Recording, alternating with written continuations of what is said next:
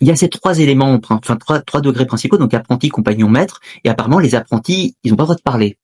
Et pourquoi ils n'ont pas le droit de parler, les apprentis? Alors c'est une bonne question. Alors déjà ça dépend des rites.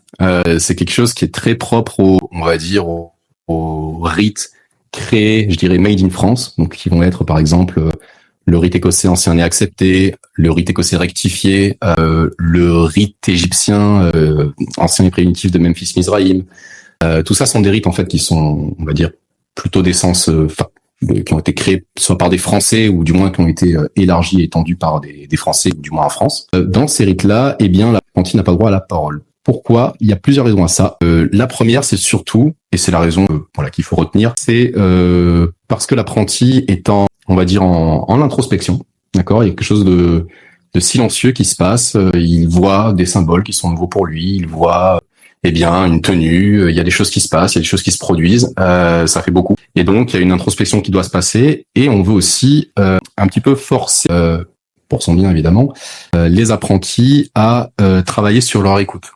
Tu sais, par exemple, lorsqu'on débat avec quelqu'un ou lorsqu'on échange des points de vue, il y a beaucoup de gens qui, voilà, t'écoutent sans forcément t'écouter, ils préparent surtout leurs arguments à l'intérieur d'eux-mêmes pour, rapidement énoncer leur point de vue lorsqu'ils ont enfin la parole, d'accord? Ce qui se passe lorsqu'on a ce genre de comportement, c'est un comportement qui va être surtout égotique parce que tu parles pour toi-même. Ce qu'on veut en franc-maçonnerie, et je pense si tu veux, c'est vraiment le point culminant de la franc-maçonnerie, c'est que les gens se détachent de leur ego, se détachent de leur propre personne, se détachent de tout ce qui les enferme en fait dans de leur environnement, de leur développement, des autres, de tout ce qui les coupe en fait du reste du monde et les fait, si tu veux, prisonniers d'eux-mêmes.